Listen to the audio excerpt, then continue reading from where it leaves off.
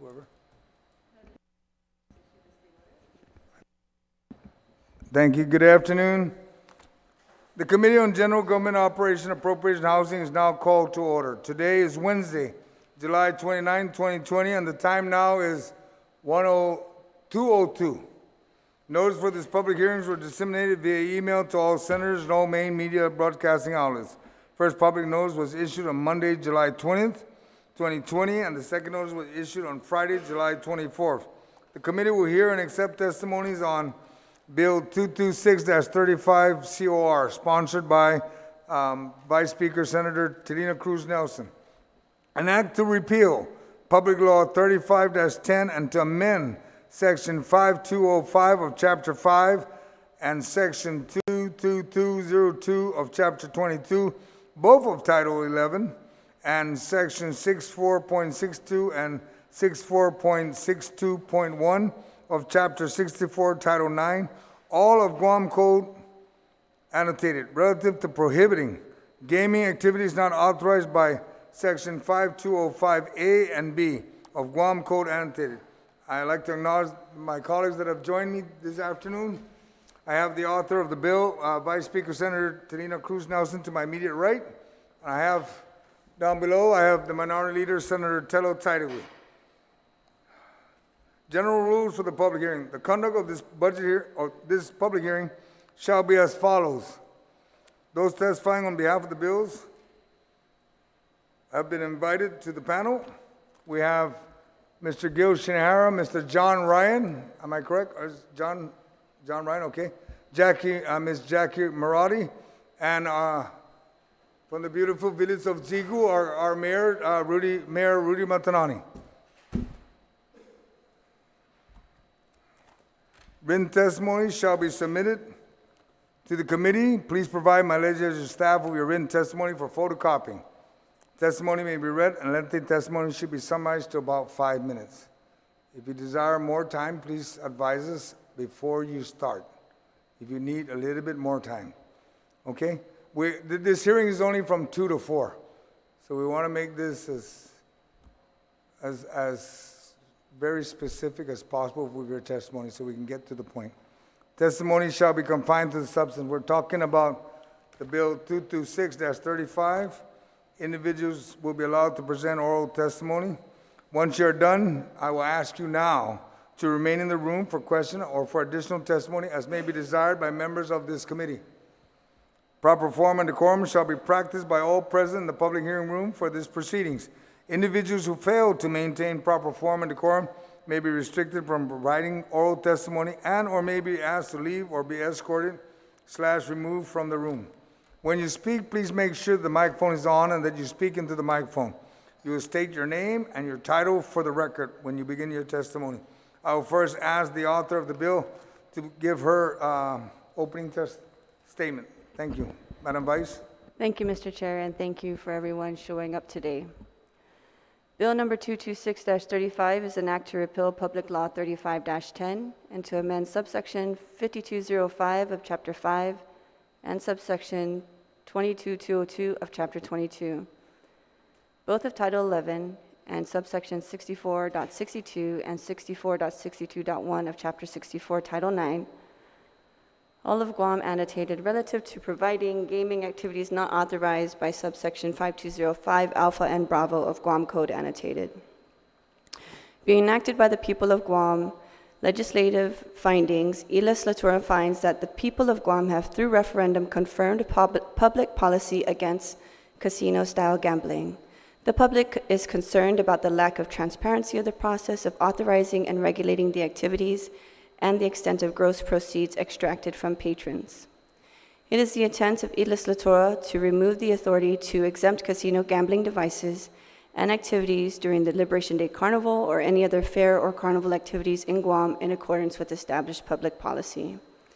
Section 2, Public Law 35-10 is hereby repealed. An act to adopt the rules and regulations for games of chance pursuant to Public Law 35-4. Be enacted by the people of Guam. Section 1, Adoption. Y Legislatura hereby adopts the rules and regulation as amended and attached as Exhibit A, entitled Rules and Regulations for Games of Chance, pursuant to Public Law 35 Public Law 35-4. Section 2, the prohibition against gambling contained in Chapter 64 of Title IX Guam Code annotated shall not apply to the games of chance for the Guam Island Fair and Liberation Day Carnival authorized by this act. Exhibit A, rules and regulation for games of chance pursuant to Public Law 35-4. Definitions and games of chance. Games of chance are limited to the following and will be clearly defined in the bid package provided to the vendors: Beto Beto, color game, big and small, poker to include but not limited to Texas Hold'em, Pasoy, Baccarat, Blackjack, Monte, and Bingo. 1.3, carnival games, a carnival game played for entertainment in which the contestant actively participates. The outcome depends in a material degree upon the skill of the contestant. Only merchandise prizes are awarded. The outcome is not in control of the operator. And the wagers are placed, the winners are determined, and a distribution of prizes or property is made in the presence of all persons placing wagers at such game. So this is a piece that is also part of this bill that is to be repealed, that was passed in this legislature and during this term. Specifically for the carnival games, Mr. Chair, I'd just like to add, in this section where it says, only merchandise prices are awarded. During this time, I went to the carnival to participate in the carnival games, but there was no merchandise price awarded, not unless the merchandise price was actual money. There was one game where they set up bottles and you throw a baseball at a bottle, and if you crack a bottle with the baseball, you're able to receive a reward. The reward was not a stuffed animal. It was not any kind of toy. It was an amount of dollar value. So if I hit 5 bottles, I'll get $100. And so really it's a flagrant abuse of even the policy. 1.4, House of Cards, a restricted enclosed area where operation of the following games is limited: poker, including but not limited to Texas Hold'em, Pasoy, Baccarat, Blackjack, and Monte. 2.0, protocol for authorization, procurement of vendors projected. Revenue security protocol and maintenance plan. Authorization for games of chance shall be pursuant to these rules and regulations and upon the issuance of a proclamation by Imagahagan Guahan. 2.1, procurement of vendors' bids for games of chance shall be opened publicly and read out loud. At an announced date and time, vendors shall be selected through a sealed process, with the successful bidders being both in good standing with the Department of Revenue and Taxation and the highest bidders for each activity. For activities that allow for more than one vendor, the successful bidders shall also be in good standing with DRT and will be ranked in descending order and be awarded in that order. No vendor may submit a bid whom does not participate in a pre-bid conference. All prospective bidders must include a police and court clearance. Bidders not in good standing with DRT at the time of the bid or during the Guam Island Fair and Liberation Day Carnival will not be qualified to bid or participate as a vendor at the Guam Island Fair and Liberation Day Carnival. The pre-bid conference will be publicly noticed and all successful bidders will be publicly announced. In this area of the House of Cards, there were numerous times where some that worked within Department of Revenue and Taxation or even witnessed unaccounted monies being exchanged and documentation not being followed if there is a winning at that time. In one instance, I've had one of the workers saying that they feel threatened to correct the House of Cards during their operation. So this is, again, another abuse of the policy. Number of vendors limited. In 2.2, the number of allowable vendors for each type of game of chance and carnival games are listed: House of Cards, Betsu Beto, color game, big and small, carnival games. Vendor minimum bid, that's in section 2.3. House of Card, the minimum bid is $250,000 each. Beto Beto's minimum bid was $5,000 each. Color game minimum bid, $7,500. Big and small minimum bid is $20,000. And carnival games minimum bid is $150 through $1,000, each depending on the type of game proposed, as will be furthered in the bid packet. If minimum bid is not met, highest bidder will be considered. If minimum bid If minimum bid is not met, the Carnival Committee may consider a lower minimum bid and do a rebid process. 2.4, projected revenue. The projected revenue is dependent upon the number of vendors that actually participate. A preliminary forecast assumes that each of the available number of slots is awarded at the minimum bid level for the games of chance, only which would yield $580,000. It is further assumed that all 50 slots for Carnival games will be awarded at a minimum bid level of $150 that will yield an additional $7,500. The total projected revenue based on these assumptions would be $587,500. Security protocol. In order to ensure that no person under the age of 21 will be allowed to partake in the games of chance inside the House of Cards, and to minimize the exposure of persons under the age of 21 to these games, each vendor will be required to verify the age of each participant. And also, there was a complaint that that was not being done. No one under the age of 21 shall be employed by or present in any manner within the House of Cards. Any government-issued identification, foreign or domestic, shall be sufficient for age verification.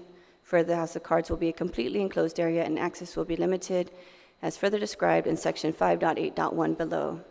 Additionally, plainclothes security personnel may be present in any House of Cards. If a person under the age of 21 is found within a House of Cards, at any time, the House of Cards vendor shall, in the first such instance, be issued a $1,000 penalty. In some instances, this was not done, payable to the Treasurer of Guam within 5 business days of the occurrence. In the second instance, the House of Cards vendor shall be issued a $5,000 penalty, payable to the Treasurer of Guam within 5 business days. In the third instance, the House of Cards vendor shall be shut down and no longer able to operate during the Island Fair and Liberation Day Carnival, and shall be prohibited from participating in future bids for the next 5 years. Any and all revenues derived from such penalties shall be appropriated to Guam Behavioral Health and Wellness Center. Then it goes on with the maintenance plan and licensing.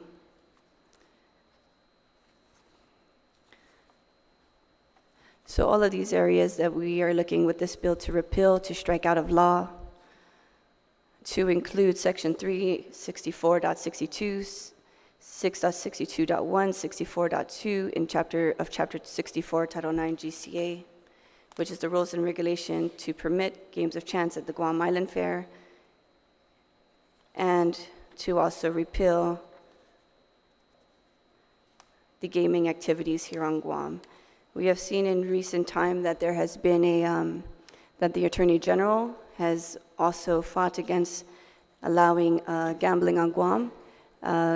We understand that there has been a decision or a rule order by the courts limiting to what machines can be utilized on Guam as gambling. And now we are here because the evolution of the loophole within the law that allows for even horse track races as gambling. And so I'd like to read, Mr. Chair, an article, Is there a cure for America's gambling addiction?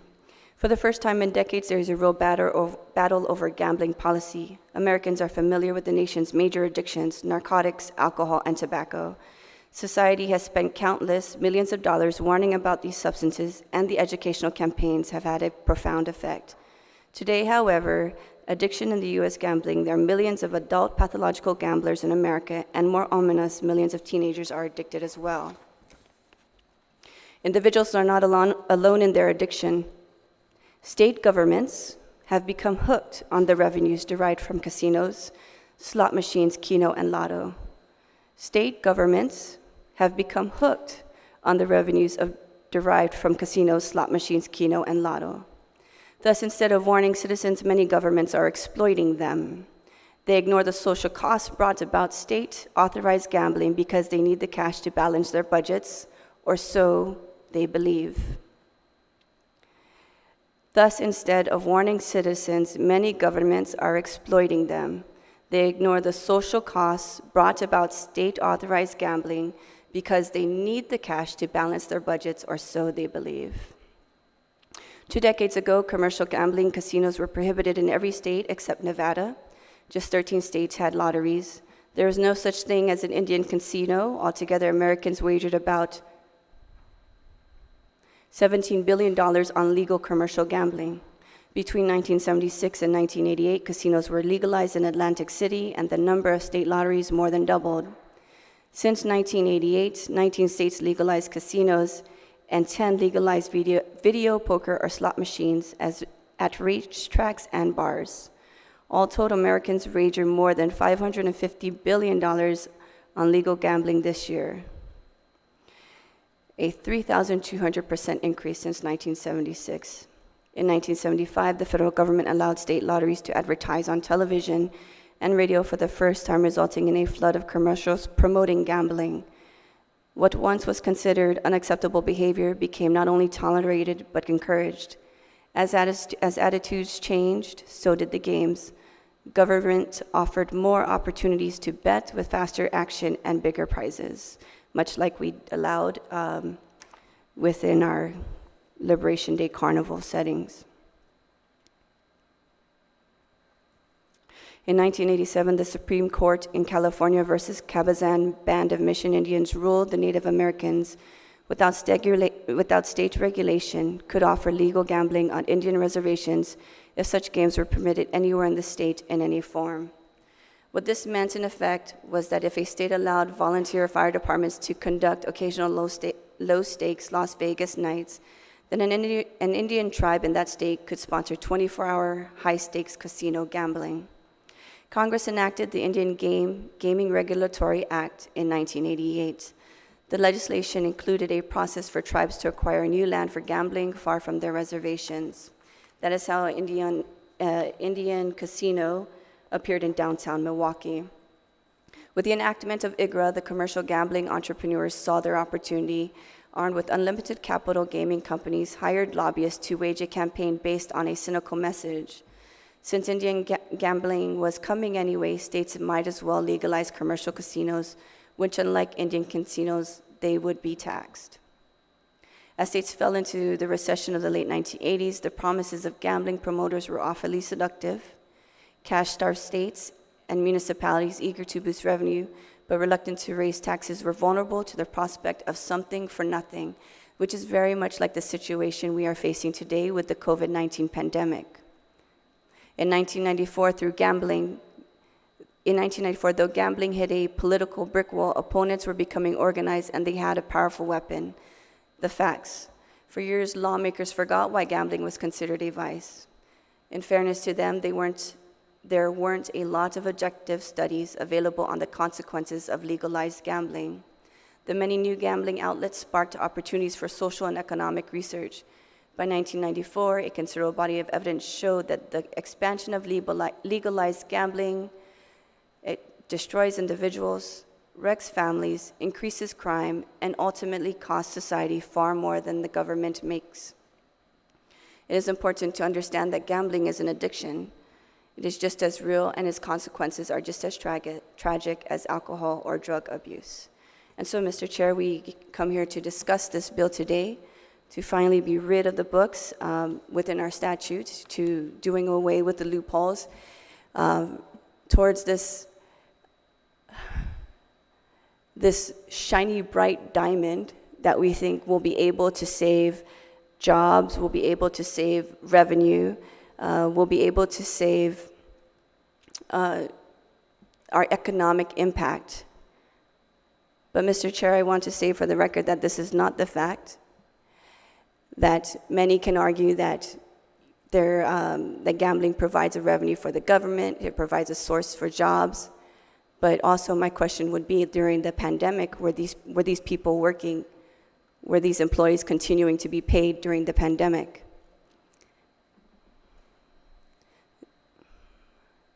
I hope that my colleagues, when we hear this bill on the floor, that we would be able to see that the impacts that gambling has done to our families, the impact that it has done to our community.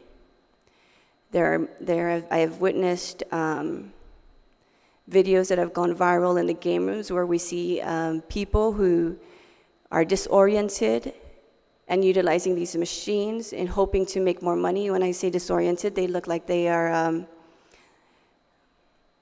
they're on drugs. There's a constant twitching about them. I hope that we're able to see that the economic impact that gambling promises that it will bring as a as a positive thing for our island. I hope that we're able to see the social detriment that it does to these individuals and their families. I've had a man come to me, and this was during the legislation of the carnival earlier this term, saying that even 3 months of allowing gambling at the carnival in a previous year, he lost his house, he lost his family, that this addiction is real.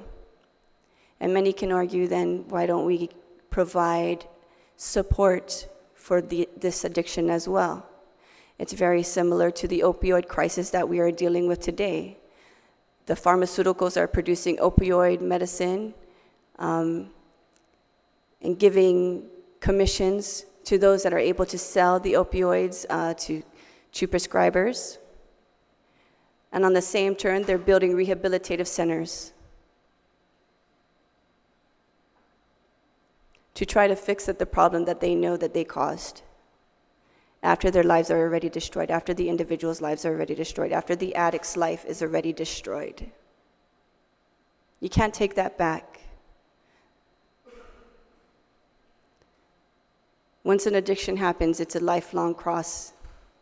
You can't undo an addiction. Thank you, Mr. Chair.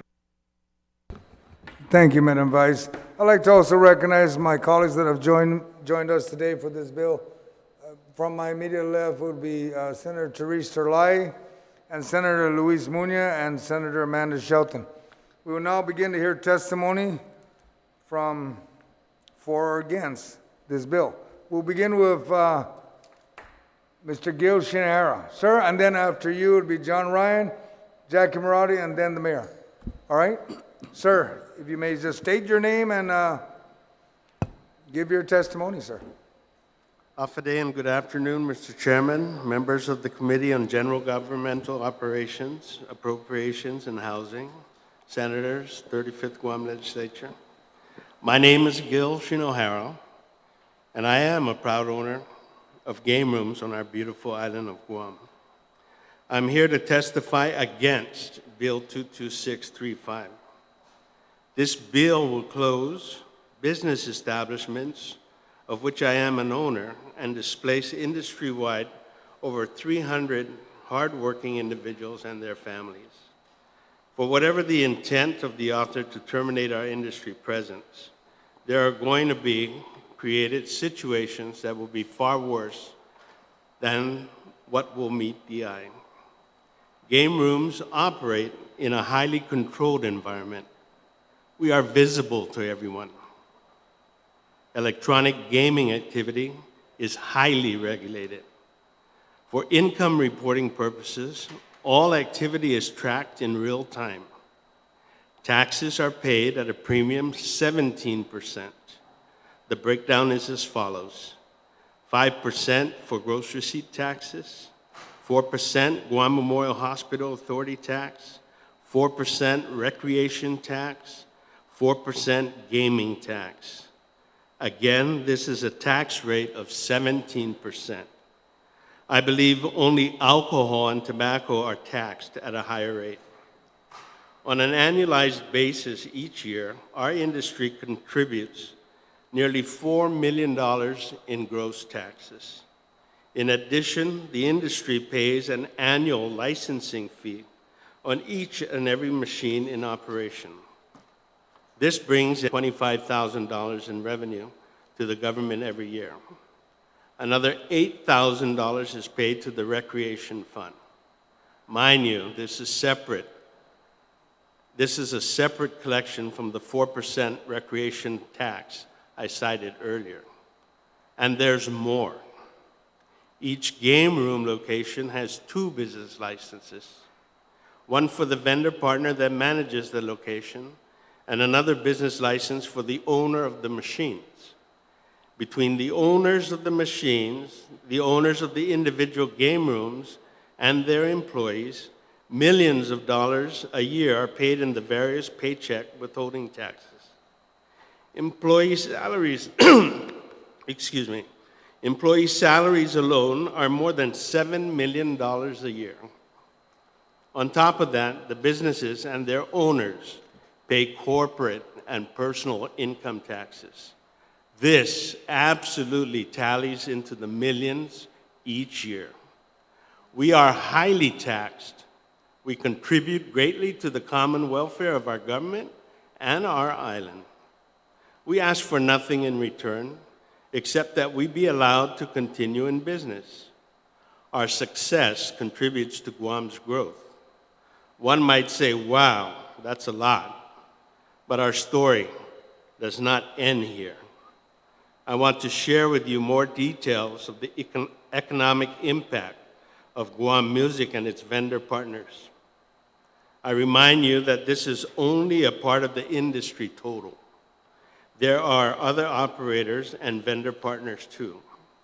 So GMI and its partners collectively spend more than $1.25 million a year on commercial rents. We are consumers of power, water, phone, and of course, internet services for the real-time tracking devices that monitor our machine activity I talked about earlier. That's another $1 million in economic activity. We contract with nearly every private security company on island, both for alarm and safety systems, as well as on-site guards. This is an additional cost of $1.2 million. We are patrons of office supply stores and buy regularly from wholesalers. Everything from janitorial supplies to coffee, creamer, and sugar, another $1 million category. Game rooms purchase bottled water, a lot of bottled water, probably enough to fill the Dedido pool. A pool that was made possible in part anyway by that 4% recreation tax we pay. I could go on, but the bottom line is that our bottom line is not only good for us, but is good for the government, good for other businesses, and good for Guam. This bill does not just eliminate our industry. It hurts many, many other people too. In the past 4 years, the Office of Public Accountability has conducted 2 audits of gaming on Guam, covering both the nonprofit and for-profit sectors. Both reports, one conducted under each of the 2 public auditors that we've had since the creation of the OPA, were clear and direct about 2 things. Number 1, the electronic gaming industry, our industry, pays its taxes. Quoting directly from the 2019 OPA report, quote, gross receipts from electronic gaming devices account for 79% of the limited gaming fund, close quote.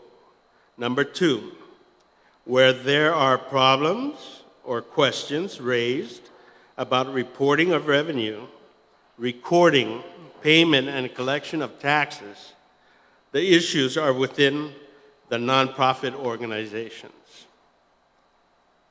The 2019 OPA report states, as a lost opportunity, the failure of Department of Revenue and Taxation to collect more than $2.6 million on limited gaming taxes from the nonprofit gaming operators. The 2019 OPA report says that DRT does not maintain a record of the nonprofit operators' gross income. The OPA reports raise many other points of concern. Yet, we are here today for a bill that would put out of business the highly monitored, highly taxed, and professionally operated businesses that are totally transparent and fully accountable to the people of Guam and the government of Guam. The industry that pays 79% of all gaming taxes. The industry that reports every dollar in and every dollar out, and every dollar paid in taxes. Bill 226 seeks to keep operators documented to not fully and accurately report their income, and it would kill the industry that does report its income and pay its taxes. It begs the question why, and to what end? One answer to that may come from the bill's author herself. Quote, "There is always a spot for a clause that by default attaches culture to other forms of gambling, such as bingo or lottery and cockfighting," close quote. I cringe at such a cavalier attitude about our culture. I never thought of our culture as something that can just be attached to a piece of legislation to further political or personal agendas.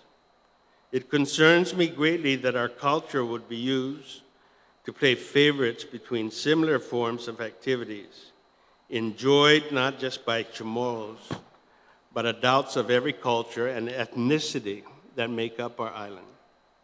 We are here today fighting for our lives and the lives of hundreds of employees who work in our industry. We are successful, hardworking business owners and employees who provide one of many choices in a diverse marketplace of entertainment options. The people of Guam are being misled. In a statement just 3 weeks ago by our Attorney General, the people of, quote, "The people of Guam disfavor gambling machines, and in a 2008 referendum, voted against them," close quote. Nothing can be farther than the truth. In 2008, the Guamanian gambling referendum was rejected by 63% of the voters of Guam.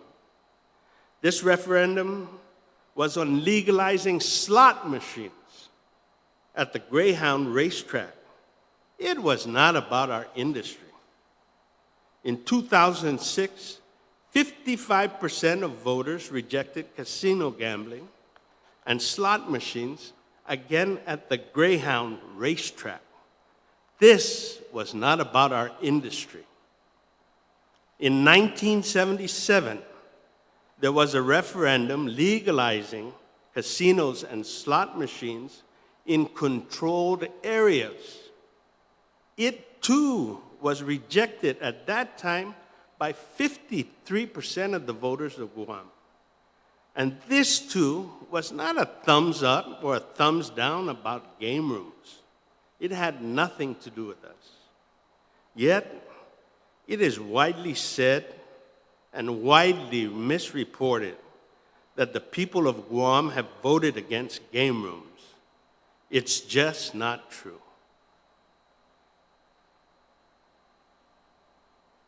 Thank you, Mr. Chairman. Thank you, Mr. Shinara.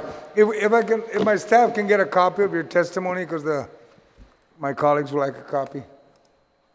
Mr. Ryan, John Ryan, sir. Thank you, Mr. Chairman, members of the committee. My name is John Ryan, and I too am a proud owner, co-owner, and co-operator of a game room since 2013. I appear before this committee to express my grave concern about Bill 226-35, what it would do, what it would fail to do, and the absolute negative impact it would have on businesses, workers, their families, government, and individuals. Bill 226 is a direct assault on an industry that has been a part of this island for decades, including one company that has been in business since 1949. It would put them and many other locally owned and operated small businesses out of business. The licensed electronic gaming businesses on this island are not casino operators. Game rooms are not casinos. Indeed, anyone who is operating a casino game on this island is doing so underground, in the shadows, and illegally. The people who patronize these illegal renegade operators do so at their own risk. Together, these illegal underground operators and their patrons cheat the rest of the people of Guam out of millions in taxes. But let's set aside for a minute what's happening underground and illegally.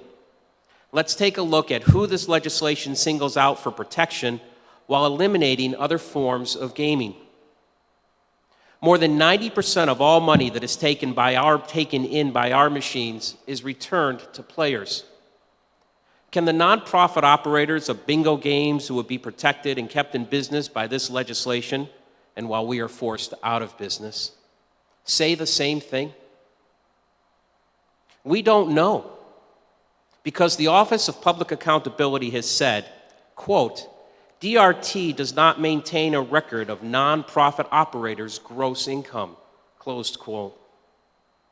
How, on one hand, can a bill be introduced to kill off an industry that is fully licensed, does everything above ground and with absolute transparency, while at the same time gives shelter to operators whose income, payouts, and tax liabilities are not even tracked? It's incomprehensible. Allow me to repeat again from the OPA. DRT does not maintain a record of nonprofit operators' gross income. Think about that. If the goal is to truly create accountability and fairness, maybe a good place to begin would be closer to home, within the very government for which this lawmaking body sets policy. Or if that is not the goal, then please be direct. What is the motivation behind Bill 226? Today you will hear, I'm sure, about the bona fide and verified economic impact of our industry on this community. Mr. Shinohara just did a very good job of eloquating a lot of that. From the millions in taxes we collect for the government to the millions we spend with other companies in the private sector. I would like to know if nonprofit bingo and other games achieve the same results. We have become a convenient scapegoat for every conceivable social ill and problem that the government and the nonprofits that benefit from bingo and other activities have failed to address for years. I would like to know what data is being presented to you about the positive impact on our community of the nonprofit operators. Do their efforts at outreach in the community truly make a difference, have an impact? I know that many people have started to question how much tangible benefit flows to the organizations and the broader community on whom behalf these operators are chartered. I'm not alone in my concern that despite the favored status that this bill would grant, the end result may be to only strengthen operators who for years have fallen short and missed the mark of their stated purpose. Here's something that the appropriate legislative committee may want to look at. Is it quite possible that nonprofit status has become a convenient cover for unscrupulous businesses to operate games without following the same rules that we must follow?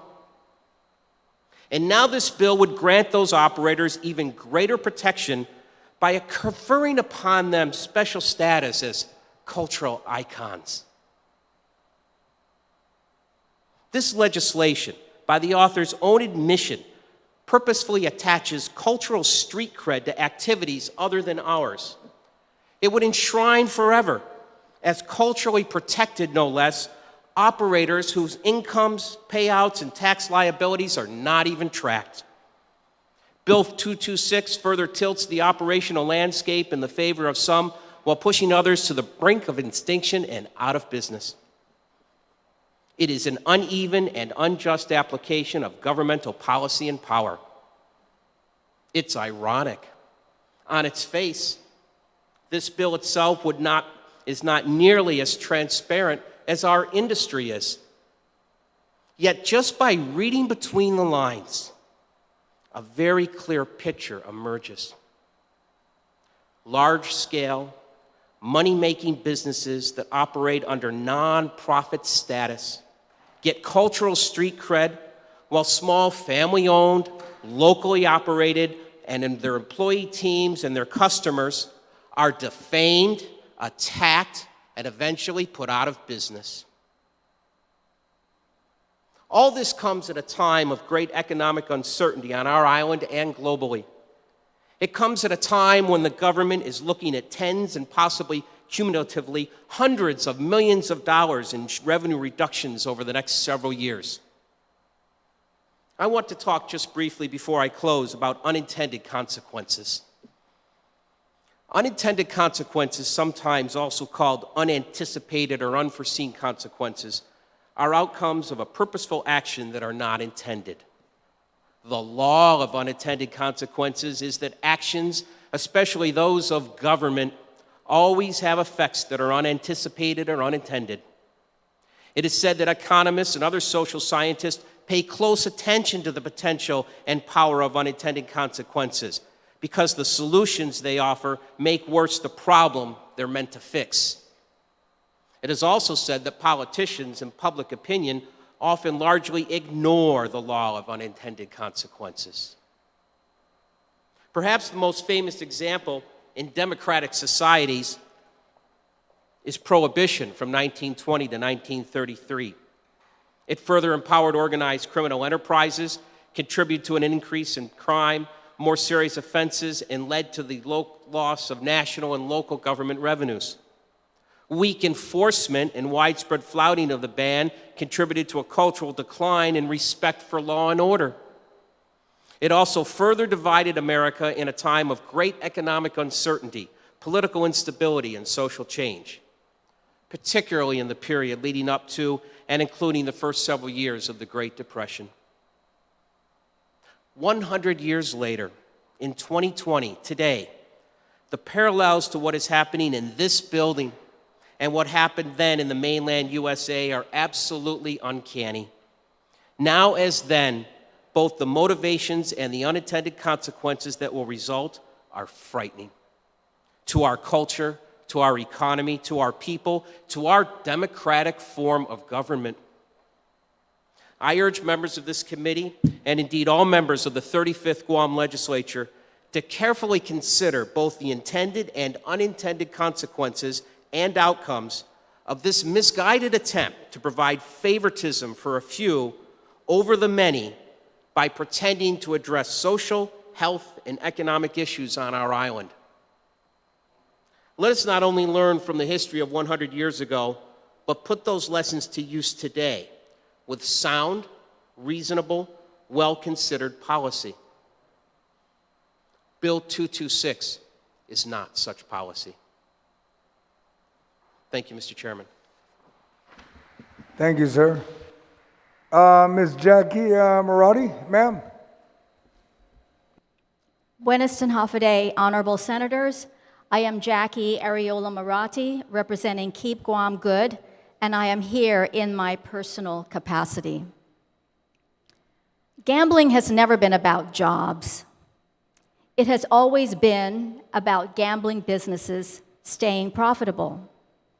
Moreover, with social distancing and hygiene costs and storefronts down to 50% of capacity, we know that rather than saving jobs, the truth is gambling owners will want to keep their parlors full of gamblers with as few employees as possible. We don't need to go far to see the ultimate failure of gambling, repeated over and over. Decades of broken promises of revenues and jobs, and now failed industries which touch every part of our community. Gambling is not a sustainable business. The pandemic has shown that.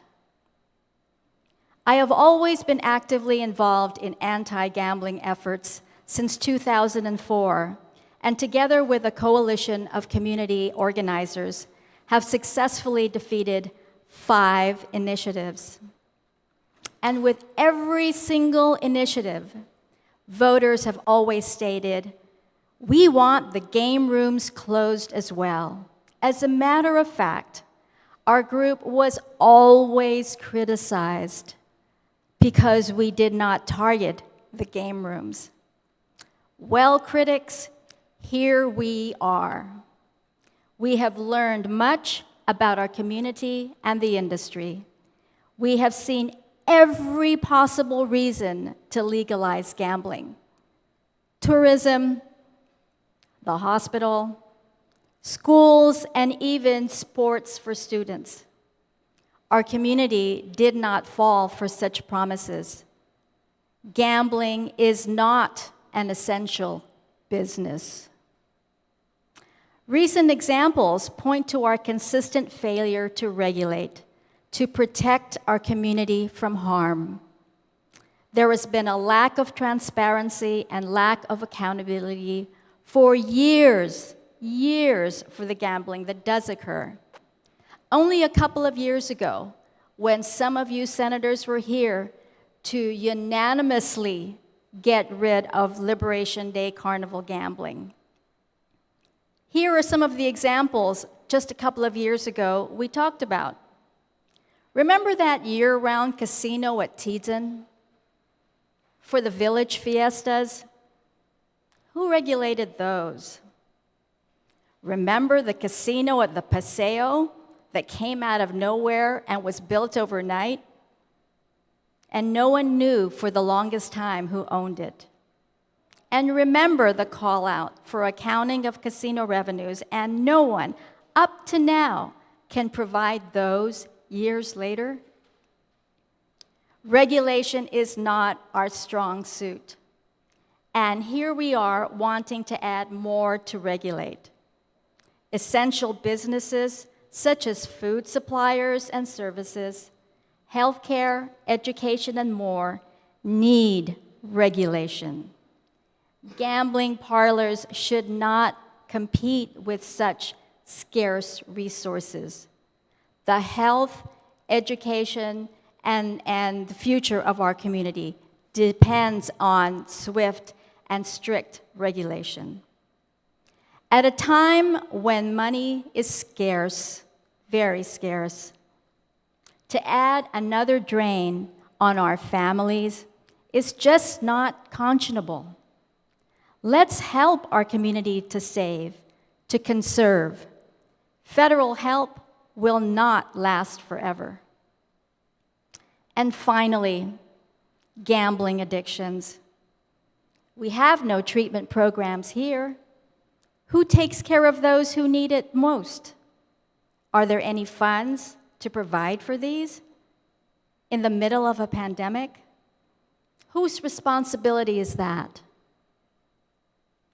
Taking care of each other has always been the underlying purpose of Keep Guam Good. The pandemic only heightens our love for our community and our wish to keep harm away from our people, to reduce the risk in our community when we need it the most. Keeping priorities focused on healthcare, on education, and a sustainable future should be the priorities that you all have here now. Vote 226 into law. Thank you, Dun Situas Maasi, Senators. Thank you, Ms. Marati. Mayor Rudy Montanani, sir?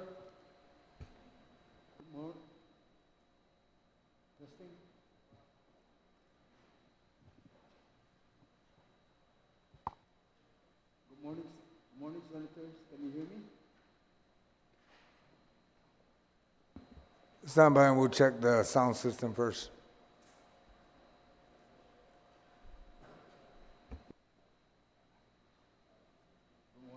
Morning, Senators. I'm here in my own capacity as Rudy Matanani, and I'm here to say that I don't support this bill number 226-35. You know, I really don't think that gambling is doing enough to hurt our citizens here. You know, I really think that that we have more important things that we should work on as far as the stray dogs and the trash here, and I keep yelling about that. Let me tell you, in probably 2 years, these dogs are going to be telling us what to do, and I think that it's very important that we pay attention to what's happening out there in the villages. And the other thing, the trash.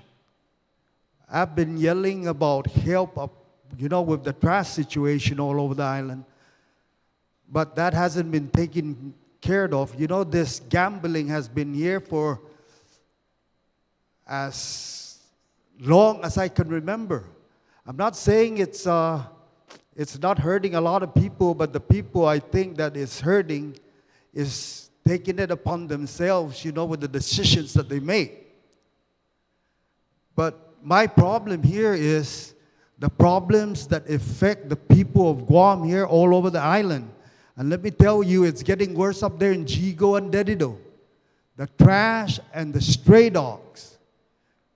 I know that, you don't hear enough about kids getting attacked or, people in all the villages. I hear this almost every other day in Jigo. The trash problems. I've been yelling about that, but there's nothing being done.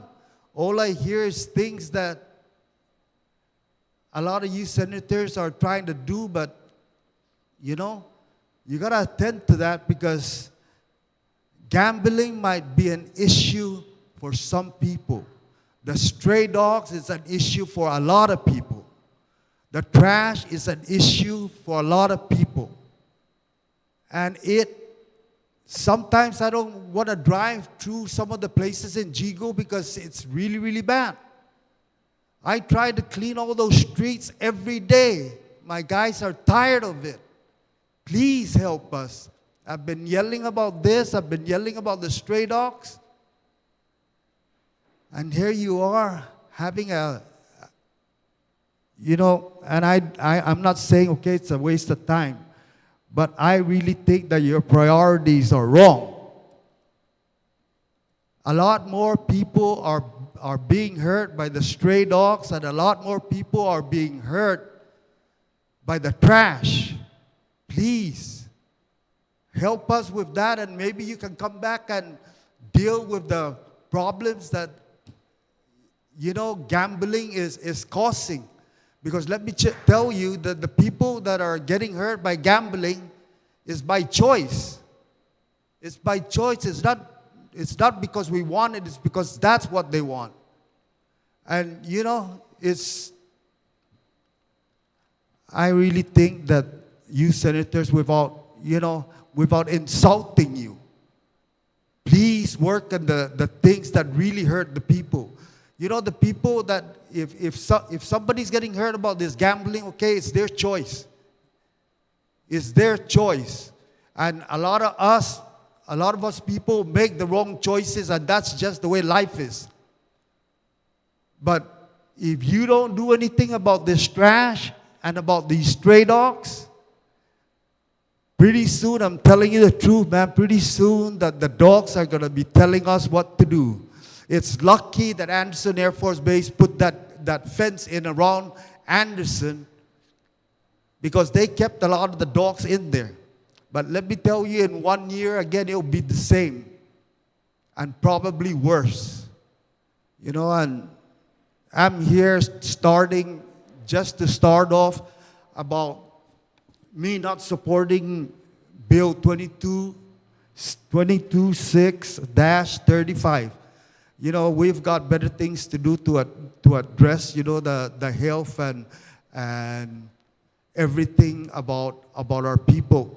And, like I said, this gambling issue has been here since 1914. And I know that you guys don't know how far 1914 is back, but it's been here for a long, long time, and we're still, it's not killing any one of us. It's hurting some of us, but it's the choice we take. Thank you very much. Thank you, Mayor. We still have, Madam Vice, we still have 1, 2, 3, 4, 5, 6 more. So does Madam Vice, do you have any questions to the panel before I release you? Because once I release you, we won't be calling you back, and then we'll go to the next group. Thank you, Madam Mr. Vice. Chair. I'd like to thank everyone for giving their testimony today. Mr. Shinohara, the revenue projections or the revenue that you gave us, is this current? Did the gaming industry also bring in this revenue for these couple of months during the COVID? Can you repeat? Yes, the revenue for the numbers that you gave us, are these current revenues, or is this from the previous year? So they're current up to the beginning of this year.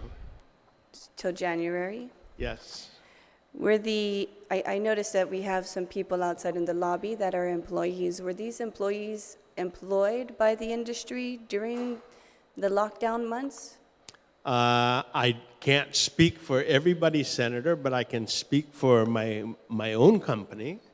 We employ approximately 39 people, and all of our people were kept in employment, except for a period of 2 weeks. 2 weeks, okay. So is it how the game rooms operate, or this is not singularly to talk about the game rooms, this is to remove legislation, and just want to make it clear, because Mr. Ryan, you accused or perhaps you spoke on the defamation of character and stuff like that. We're not here to do that.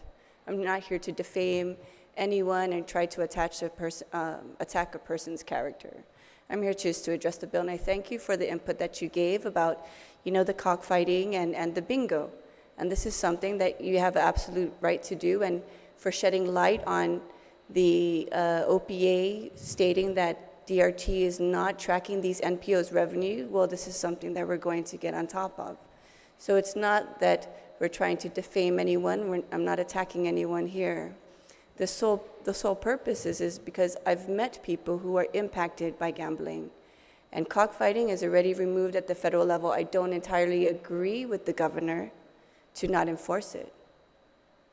So if it's still going on, please let me finish. Okay. And you'll have your turn. And it's the issue of the addiction. And Mr. Manzanoni, you mentioned about gambling is not hurting anyone, or perhaps it's a waste of time for us, and that stray dogs are more important, and it's their choice that they decide to gamble. Well, I'll tell you, if you're an addict, it's very difficult to discern what is good for you and what is bad for you. And so if there is someone suffering and is being hurt by something, I cannot just turn the other way and just say, oh, because it's your choice and your choice is not affecting me directly, then you do whatever the heck you want. That's not the way I was raised. I was raised to help people in their suffering. I was raised to help them when they have some struggles. It's not to look the other way and say, well, this is your problem, you deal with it. That's not the way I was raised. And so I just want to address that, because I understand we have a stray dog problem and we have a trash problem. And there are ways that we have been trying to work with the community to fix that. Some of my colleagues introduced legislation, and it's just because it's a choice, that doesn't mean that if they lose their house, if they lose their family, that we turn the other way from it.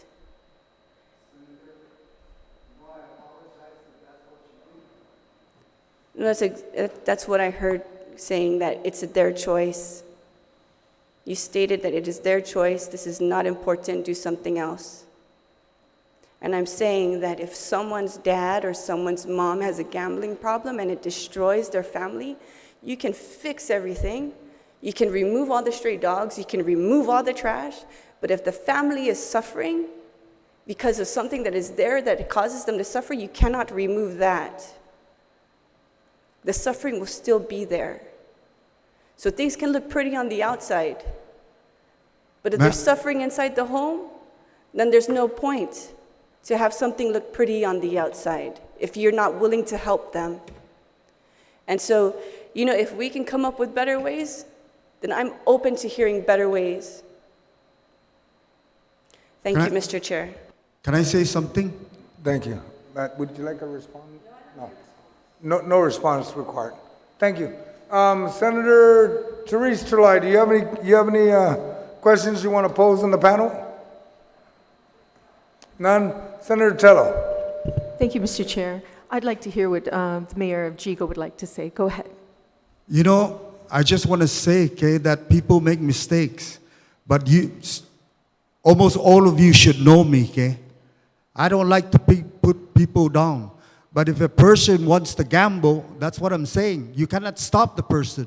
A lot of these people that are gambling up until now, you know, that's their livelihood. I don't make their choices. And you know what? I really don't care. And you should know me, Senator, that anybody that needs my help, I'm always there. More than I want to.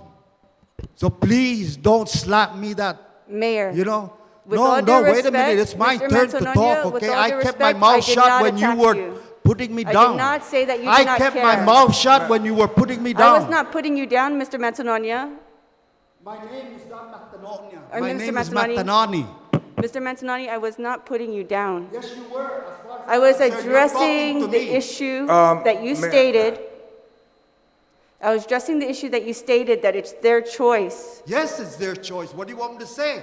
And I I'm did telling you nobody that- grabbed them over to gamble, ma'am. No one. All right, thank you, Mayor. Madam Vice. Thank you.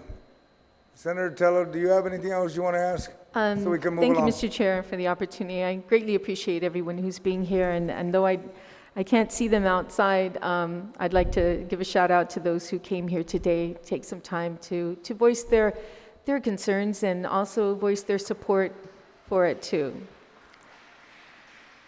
It was a very compelling, on both ends, testimony that you provided here today. And I know that there's a lot of information that's for the good and information that may seem not good for the people of Guam. But, you know, I believe in choice, you know, and when it comes to deciding on a person's way of life or how they want to spend their money, you know, that's always been my philosophy. They work hard, they earn hard. We should give them the opportunity to decide how to spend it. But I know there's some issues too on Guam that we have, and I think it's the drugs are an issue more than anything else, and that's something that we should be looking after and trying to protect our children from more than anything. But again, thank you so much for the opportunity to hear your testimonies. I appreciate it. Thank you. Senator, you know, can I just say something, please? Sure. I want to apologize, okay, for the outburst. But if there's a misunderstanding here, I am sorry, but I really think that I'm right, that people have to make their choices. You think it doesn't hurt me? It does hurt me.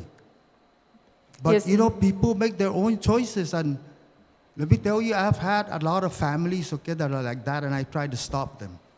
Mr. And that's Manzanonia- all I was saying. Okay. Mayor, And we I live in don't a mean any democracy, disrespect. and you're absolutely right. We live in a democracy.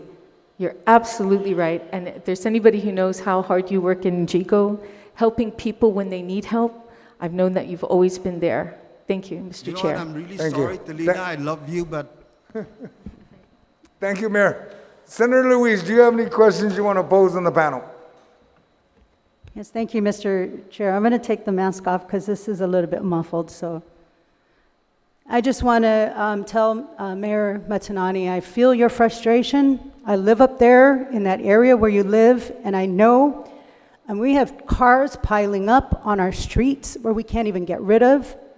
We have dogs. I can't even take my own dog outside because I fear for not just my life, but also my own pet's life. I feel you, Mayor. Thank you very much for being here and speaking up your frustrations. That's really what this platform is about. It's about the public coming out here to discuss and discern what their frustrations are. So thank you, Mayor, for coming out here and expressing yourself too, as well as everybody has that opportunity to come out here and express what it is that they feel is right, just like Jackie, just like the men from Funland and Guam Music. Thank you so much for being out here.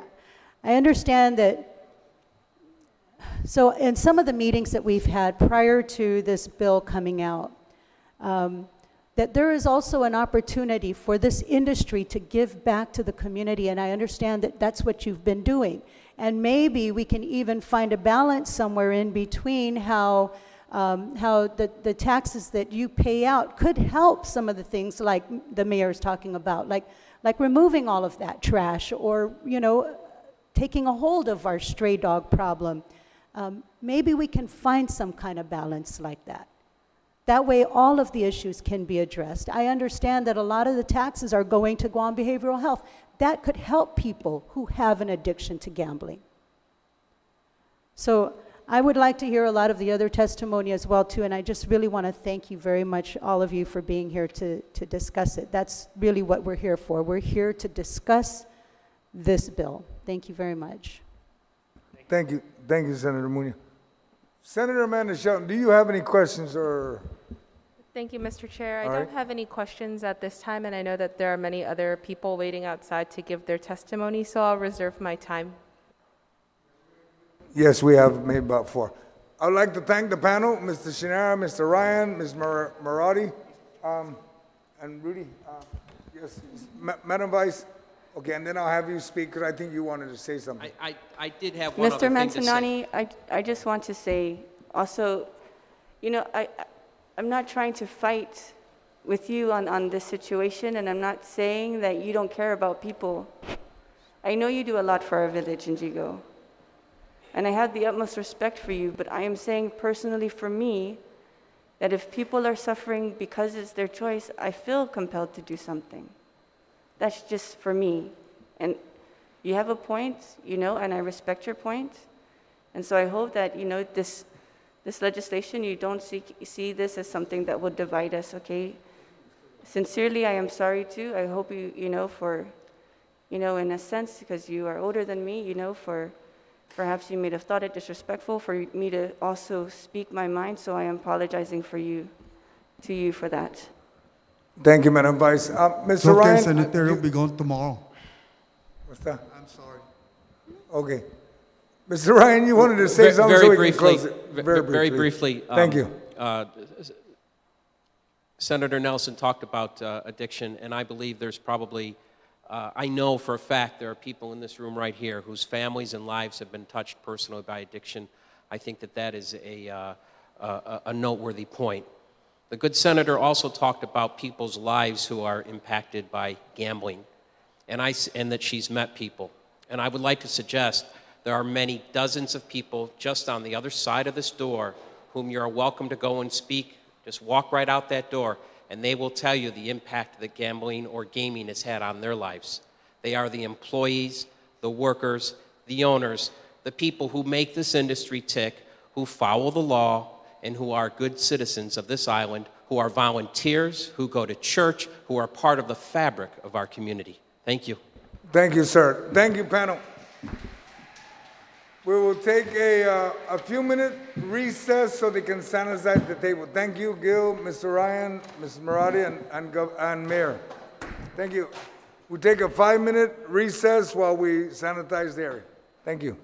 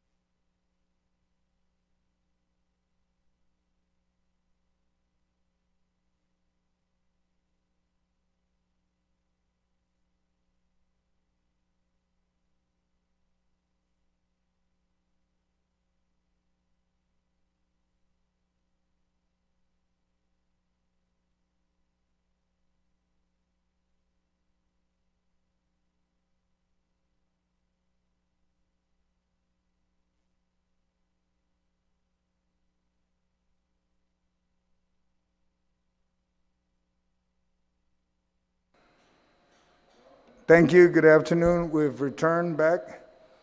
I'd just like to read the rules one more time so that everybody understands the rules of this public hearing. Those testifying on behalf of the bills will be recognized by myself. If I'm correct, I have Jason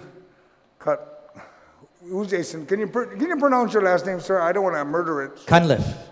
Cunliffe. Oh, Cunliffe? Yes, sir. Oh, you're from Agat. No, that's Cunliffe, sir.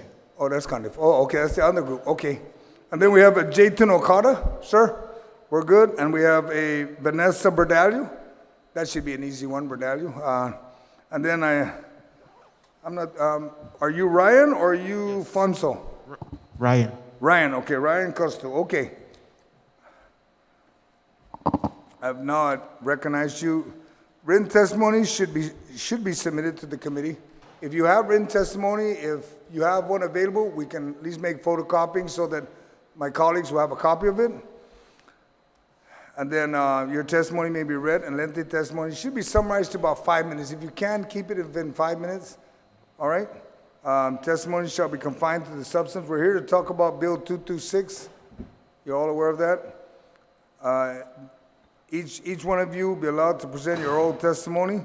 Once you're done, I ask that you remain in the room for question or for additional testimony as may be desired by members of the committee. Proper form and decorum shall be practiced by all present in the public hearing room for these proceedings. Individuals who fail to maintain proper form and decorum may be restricted from providing oral testimony and or may be asked to leave or be escorted, removed from the room. When you speak, please make sure the microphone is on and that you state your name, and if you have a title, if you're in a business or whatever, or cashier, just please state that. I will now begin with Jason. Thank you, sir. Thank you, sir. Hafaday, ladies and gentlemen, senators. Appreciate you for having me. I am a partner of Lucky Land Game Room. I own it with my family, my father, Randy Cunliffe, my mother, and my 2 sisters. I am opposed to the bill, specifically the amendment regarding our industry. At the beginning of the hearing, Madam Vice Speaker spoke on some statistics. All of them were directly related to the federal side. I was wondering if there were any local statistics on hand, as this industry has been around for a number of years. I'm going to go ahead and assume that there aren't, as I figured she would have given them during her opening statement.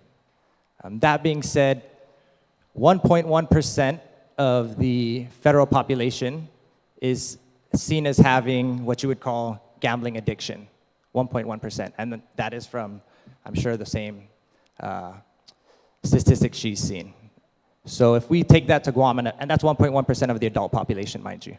So if we take that to Guam, 165,000 population, let's say adults, let's say 100,000, that's 1,100 people potentially with a gambling addiction. Okay, so these are, again, hypotheticals. We don't have numbers specific to Guam. But the reality is that we do, again, as Mr. Gil Shinahara testified to, employ hundreds of people on this island. And that reaches not just them, specifically their families, but further on, it's a wave, right? We support other businesses by purchasing goods and whatnot from them to help keep us open. So that's just one thing I wanted to touch on. The Bureau of Budget Management and Research reports that GovGuam today is in a $51 million shortfall. I'm sure you're well aware of that. You guys deal with that every day. It also shows us that we currently have a $45 million loss in income taxes. Again, some of that could be related to the fact that the income tax was pushed back to July, but I think obviously some of that is related to COVID. So moving forward, we're sitting here looking at potentially now removing 300 to 400 odd jobs on our island where, those people potentially, what jobs will they be able to go to after? Restaurants are closing, other businesses are closing. The tourism industry is struggling significantly. Fiscal year 2021, GVB is telling us that we are looking at 300,000 tourists, tops. So what are we really talking about here? Are we talking about hypotheticals or are we talking about reality? Moving forward, all of the current solutions, right? We talk about addiction. If we're going to say that we're going to outlaw gambling, do we really believe that all those gamblers are just going to go away and those addiction problems are just going to be swept under the rug and therefore will not exist because now these corporations and companies are closed? I think we'd be naive if that were the case. The reality is addiction is real. It is a problem on our island, especially in the drug world. The war on drugs has been a complete failure. That is not up for debate, that's the reality. It's been going on for years and years and years, and the drug problem is only getting worse. Addiction, right, is a mental health issue, and it's something that we need to address. Rather than addressing symptoms of the problem, we need to go straight to the problem. Mental health, I believe, has just a handful of psychiatrists and psychologists that can really assist people in our community. Not to mention some of the other organizations, Lighthouse Recovery and Oasis. Specifically for me on a personal level, I have been able to chase my dreams and also help the community in terms of soccer. I am the captain of the Guam men's national soccer team. I am recently announced as the head coach of the under-17 Guam boys national team. So without these game rooms, I would not be able to chase those dreams and go into the community and assist. Because I can tell you now, what I get paid for doing as the head coach of the under-17 national team is not going to be able to take care of my family, and it's not going to allow me to actually do that. I would have to go into the workforce, which, as we all know, is lacking jobs at the moment, and I wouldn't be able to do these things that I'm able to do. I've been able to coach dozens of kids from U6 through U12 all week on the weekends when the season was going on. Unfortunately, obviously with COVID, we're waiting for a chance to open up again. I am currently coaching now. Actually, I have to leave pretty soon after my testimony as I have training today at 5. But I'm supposed to be there at 3:30, but I've taken the time to be here to testify before you. I think the bill, and especially, I think everyone has the best intentions with it. I think we all agree that there are issues in the community that need to be addressed. But again, I think we are addressing symptoms of the problem and not the real problem. And I think there are better ways, less antiquated ways, less reactionary ways to do so. I think our people, the Chamorro people, are very, very intelligent. You'd only have to look back, even back in the day of the PROA, right? We didn't look to anyone else for answers. We found the answers within ourselves. And I think too often we look to, Big Brother, the federal government, and we look to the states for those answers when, realistically speaking, they're so far removed from our reality. And I think we can do a better job of passing better legislature in order to address said problems. I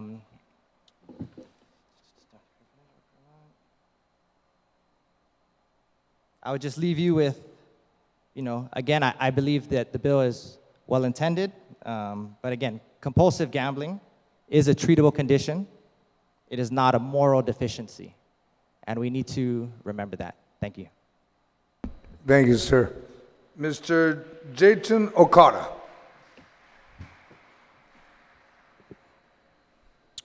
Alpha Day Senators, thank you for the opportunity to give testimony today. My name is Jayton Kyle Ezekiel Okada. I am from Apra Heights, Santa Rita, and I'm currently 29 years old. I am a former cashier for Sugunadza Hadza. My family are operators of the game room down there in Agate. I'm here to speak out against Bill 226-35 COR and to talk about some of the issues that seem to always get dragged up when we discuss gaming on Guam. And socioeconomic issues often so unfairly associated and attached to gaming establishments in the media, policy, and the court of public opinion.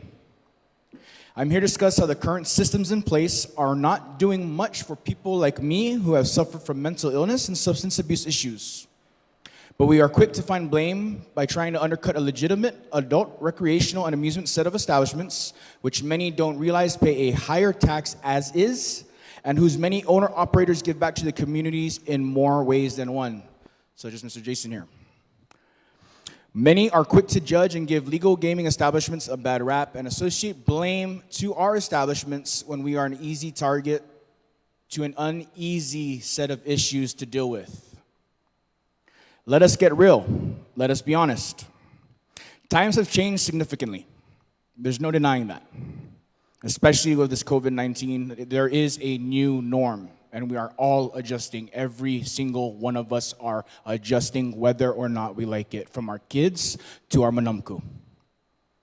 It's hitting every one of us, nation, island-wide, globally. We have to adjust. But let's get real here. Our neighboring businesses in our village have seen, down in South, have seen major revenue losses since March.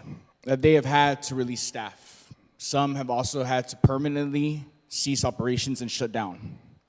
Shutting our doors would be another devastating blow to our southern village and island community, which are already reeling from the worst revenue losses they've seen, as well as losing countless major job losses.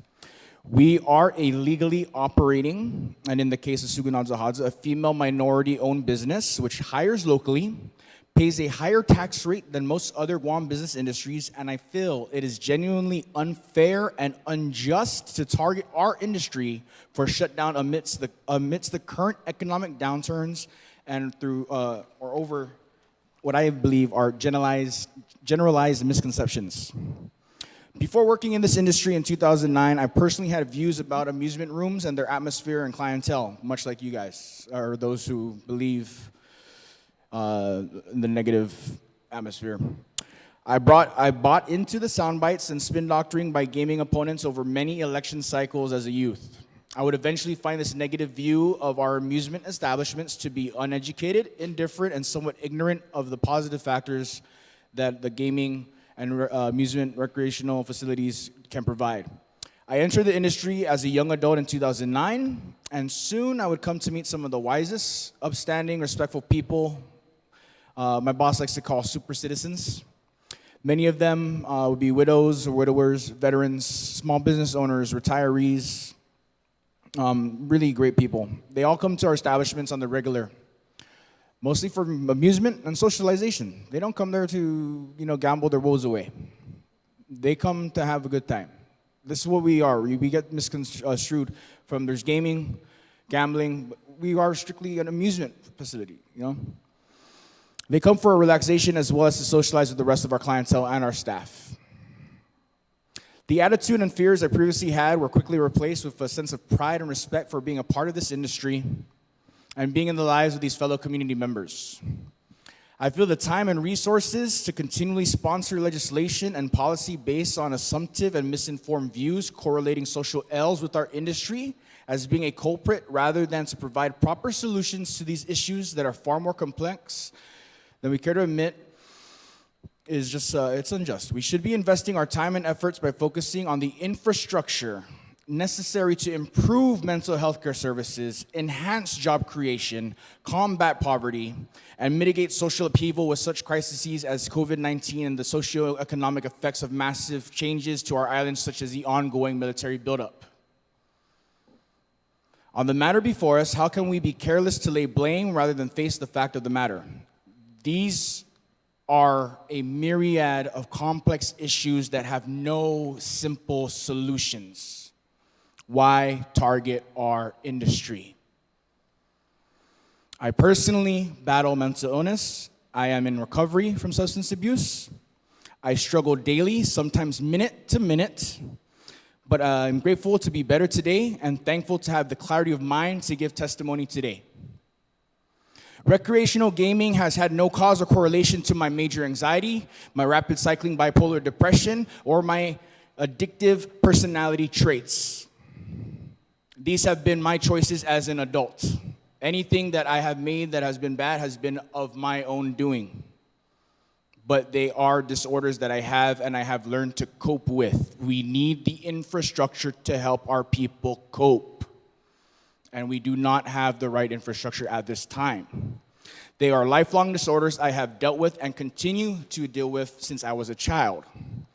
I urge us all to focus more about how Guam Behavioral is short-staffed, underfunded, and dealing with more clients than ever before, because more and more people are willing to admit to their problems, that it is okay to not be okay. What is not okay is failing to try to get help. The stigma is no longer an issue for most.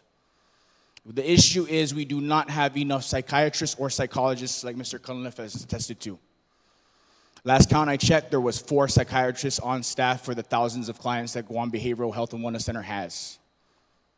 I can't get an appointment right now. I will not have an appointment for at least another 3 months. That goes for other people as well. Last I checked, the only way you can see a psychiatrist there is if you are in a severe episode of intake for AIU, the Adult Inpatient Unit.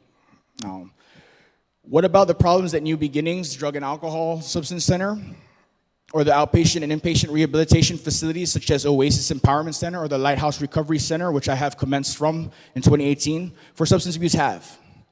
They have no on-staff psychiatrists.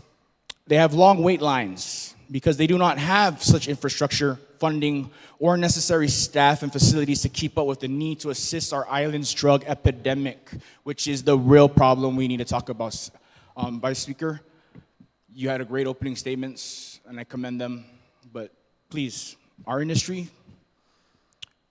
you know, I understand your passion. You know, addiction has ripped my life, has ripped me from my family, has ripped me from a lot of things, but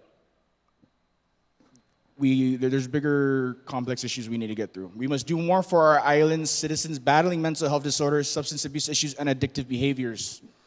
Shutting down legitimate businesses that pay into the local economy and provide jobs because of this negative perception fueled by optics in the media and court of public opinion, I strongly feel is not the way to go about it.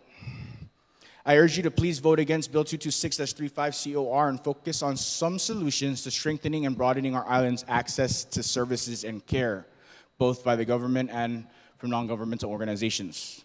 This is what our island and our people of this great community need and so justly deserve. Senators, thank you for this opportunity. Thank you, Mr. Acosta. Ms. Vanessa Berdalio, ma'am. Good afternoon, Chairman San Agustin and esteemed members of the committee. My name is Vanessa Berdalio, and I wish to read a prepared statement on behalf of Remedies LLC, which operates as eWorld, a game room and not a casino. To start, I'd like to thank you and your staff for all the hard work, the professionalism and dedication during this time of COVID-19 epidemic. I hope and pray that we all remain safe and healthy. Also, I want to thank you all for holding this hearing today and allowing us to express our concern and opposition to Bill 226. Your Honor, Mr. Chairman, and esteemed committee members, Bill 226, beyond being a virtual death sentence to an open, fair, structured, and highly accountable industry that supports the livelihoods of our many employees and an unjustified disruption to the families' lives, passage of this bill will undoubtedly bring about unintended consequences that will harm the very people that the bill was intended to help. Some facts first. 1, legalized gambling bolsters economic activity, provides millions in tax revenue, and gives consumers, this very Senate and the governor, an added degree of freedom over their budget and pocketbooks. This is obvious when you allow for open, fair amusement gaming that is accountable and fairly pays its taxes. 2, those opposed to legislation of gaming overlook the fact that millions of Americans regularly enjoy and engage in gaming for amusement. What Chamorro or other Guamanian hasn't played Beto Beto at the Liberation Carnival? It is not the government, 3, it is not the government's duty to regulate the moral behavior of American citizens, especially for a victimless activity that the vast majority enjoys. What locals who visit the States don't go to Las Vegas? 4, compulsive gaming is a very serious issue that affects a very small percentage of the U.S. population. The solution to that problem should not be banning gaming for everyone, but rather the government should develop sponsored addiction services for the compulsive problem gamer. This reaches into assisting people with all behavioral addictions for alcohol, drugs, food, sex, juvenile video gamers, and the list can go on. 5, there are many people needing assistance in our society who are dealing with addictive behavior. Creating government-sponsored programs for this small percentage is where this body can best affect real, lasting, and positive change for Guam. 6, the National Council of Responsible Gaming reported researchers found that open gaming, despite easy convenience for accessibility and anonymity, there was no increase in addictive behavior. 7, open gaming has proven to provide an environment that is safe for consumers, adult family members, and players. 8, ban our business and you'll just be ushering in criminal activity, including money laundering and black market gaming sites in homes, in warehouses, or anywhere people can gather secretly. You will have closed up and lost taxable revenue only to create more of the already existing illegal business to operate where players have no recourse or redress if a game malfunctions or cheating occurs. Gaming will not go away. You just drive it underground into the hands of organized crime, unscrupulous individuals, or worse, the collection enforcers of moneylenders and pawnbrokers to losing players. Excuse me. There already exists a large underground betting circuit occurring in Guam that has enormous amounts of money at stake and dangerous consequences to those who cannot pay their debts. 9, the fact is, at no expense to the taxpayers of Guam, the technologies used by GMI to safeguard our transaction information creates in real time a clear paper trail and electronic records at the site, making us fully accountable, fully auditable, and transparent should there ever be a dispute or question.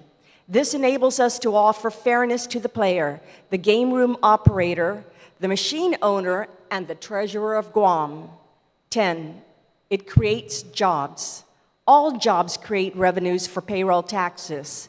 There are also a great many ancillary jobs created outside for security, uniform suppliers, cleaners, landlords, maintenance crews, accountants, and by extension, GPA, GTA, Docomo, and many other companies that are our vendors.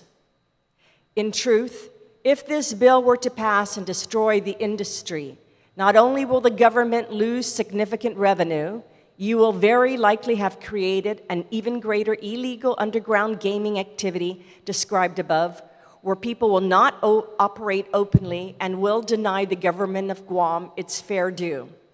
Illegal gaming would flourish while remaining in the shadows and out of the grasp of the Department of Revenue and Taxation, Department of Public Health, the Tourism Fund, the Highway Fund, and the list goes on, and contributes nothing to maintain our island nor improve our community. This is not merely one person or company you will harm. In fact, we are dozens of law-abiding citizens, taxpayers, and people who offer fair amusement to willing adults who enjoy such entertainment. Furthermore, a ban will create one more dangerous environment to our already overburdened men and women in Guam's law enforcement. Again, to reiterate, putting us out of business hurts the many landlords to whom we pay rent, and hurts the public utilities we now pay, and others, like supply stores, and again, the government to whom we pay very significant taxes and license fees. We collectively employ hundreds of employees as cashiers, security guards, both internally as in-house employees or from an outside contract security company. For many of our employees, this may be a first job, a job to help pay tuition, or a re-entry into the workforce, and provide some means to assist in paying rent or help at home to support their families. They learn rudimental accounting practices, cash handling, business management, responsibilities, and customer service. For the many reasons outlined above, Bill 226 is bad for business, bad for fair and open adult amusement, and bad for Guam. To conclude on a personal note, I am so proud of our staff at eWorld, our next speaker being one, Ryan, next to me. And I wish you could come to know each of them personally, because they are hardworking, salt of the earth men and women who, in a tough world, are proud to say they have a job. And we're appreciative and proud to have jobs with us. And none of them, not even any former employees of ours that I can think of, had the luxury of saying that they can only think of themselves or work only for themselves. Now we have the pandemic. The world has changed seismically, profoundly, dimensionally, and we're having serious discussions of a possible second worldwide Great Recession, a possible Great Depression, perhaps no jobs available for years. So I humbly ask you, Mr. Chairman, and my esteemed senators, to please consider the impact of Bill 226 on our 300-plus workers, their 300-plus families multiplied. Thank you. Thank you. Thank you, Ms. Bertalio. We have Mr. Ryan Costo. Sir.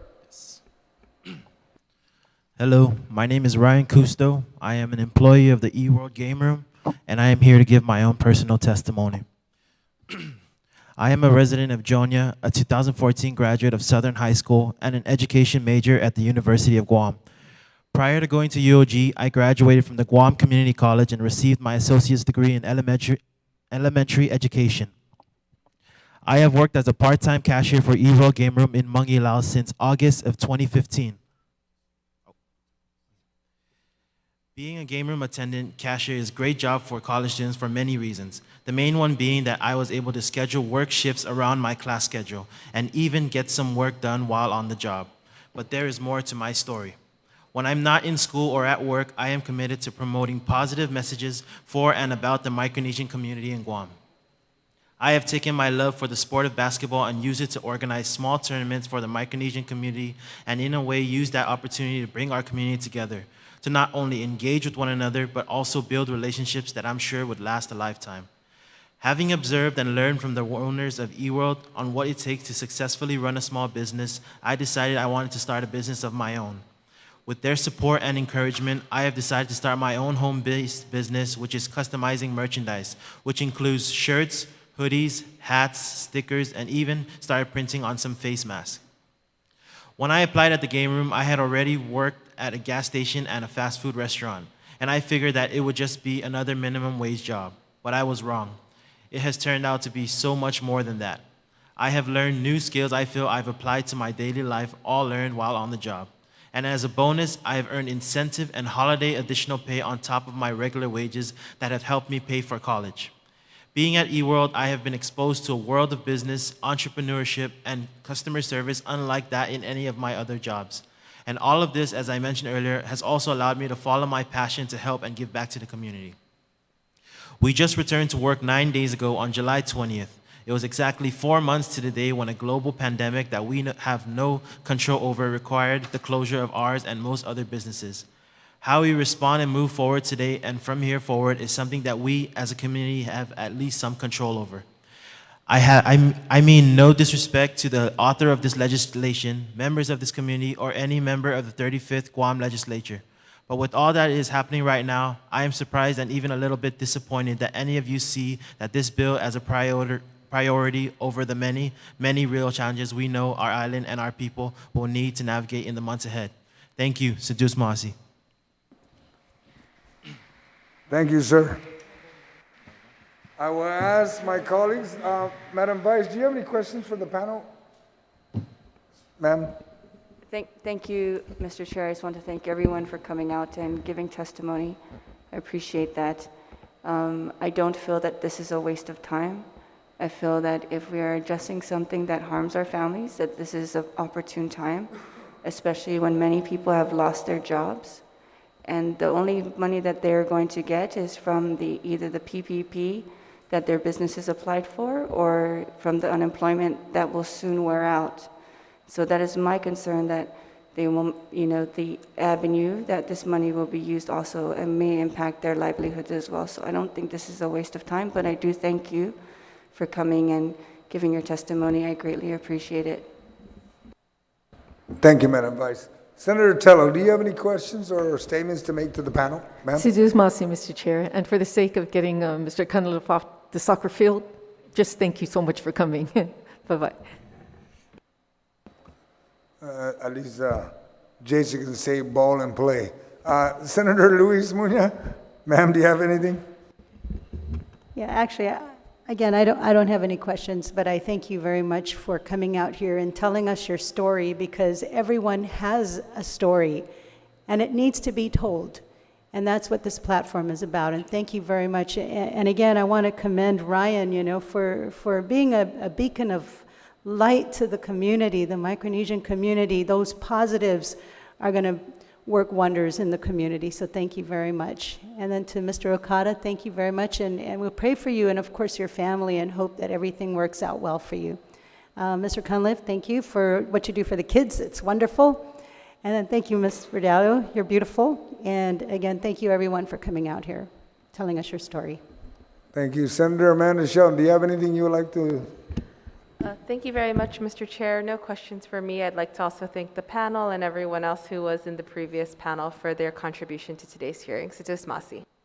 All right, thank you. I'd like to thank the panel for being here today and for your testimony. Please be safe. Take care. We will now take another 5 minutes so they can sanitize the area, and then we'll have the next 3 individuals testify. Thank you. We will go beyond 4 o'clock.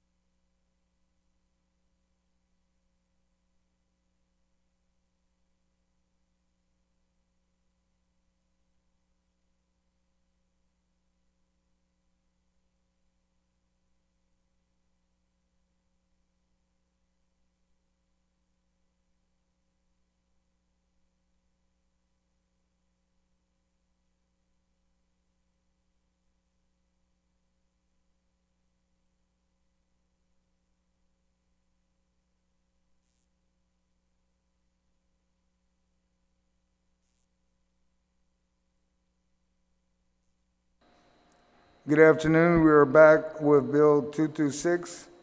I'd like to ask the panel, which is specifically Alfonso Andon, Mr. Jesse Mendiola, and Ken Leon Guerrero. I would advise you of the rules of engagement. I've already identified you as the panel. Written testimony shall be submitted to the committee. If you have written testimony, you can please provide the committee so we can make copies for my colleagues. Testimony may be read, and lengthy testimony should be summarized to about 5 minutes, if possible, okay? Testimony shall be confined to the substance. We're here to discuss Bill 226-35. Individual will be allowed to present oral testimony. Once you're done, I will ask you now to please remain in the room for any additional testimony, for questioning and for additional testimony as may be desired by members of the committee. Proper form and decorum shall be practiced by all present in the public hearing room for these proceedings. Individuals who fail to maintain proper form and decorum may be restricted from providing oral testimony and or may be asked to leave or be escorted removed from the room. When you speak, please make sure that the microphone is on and that you speak into the microphone. Please state your name and your title if you have one, if you work for a business or you're owner of a business.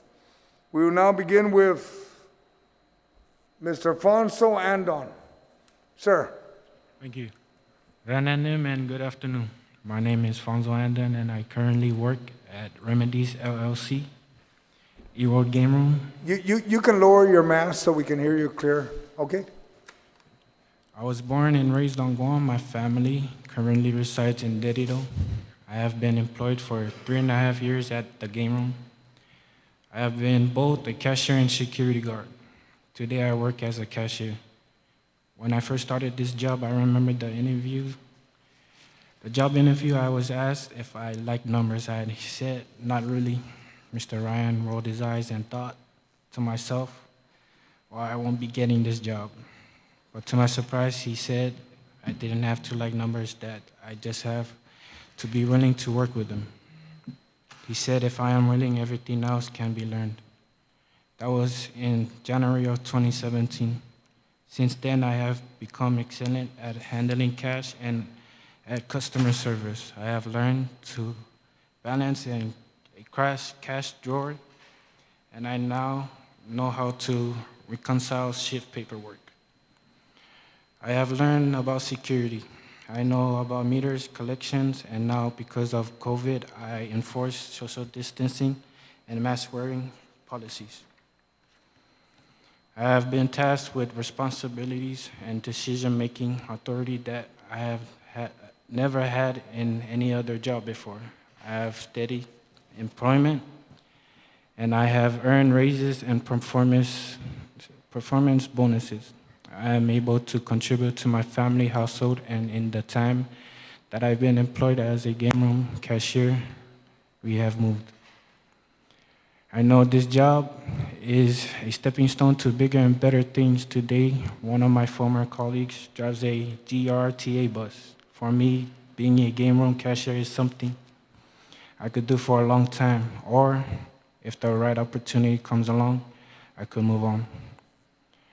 Most important is that before I felt like I had to take whatever came my way, today I feel that I have choices. My point is that for 3.5 years, I have had steady employment in a source job that has taught me new skills. I am contributing member to our island community. I urge you to think about this bill, the impact it would have on me and my family if it were to become law. Thank you, Kiriso, and Sidus Masi. Thank you, sir. Mr. Jesse Mendiola. Sir. Hi. Can you guys hear me? Am I good? Hi. Good afternoon, Senators. Thank you for having me here. My name is Jesse Mendiola. I'm here representing myself and all those who are advocating for the shutdown of these game rooms. I am in support of Bill 226-35. Senators, let me first state that back in 2001, right, I committed a robbery. The crime was never reported. The amount taken was $5,000. Out of that $5,000, actually, I'm sorry, the amount taken was $4,995.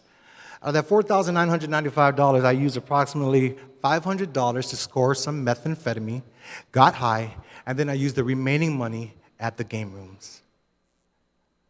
I needed to feed my greed on both drugs and gambling.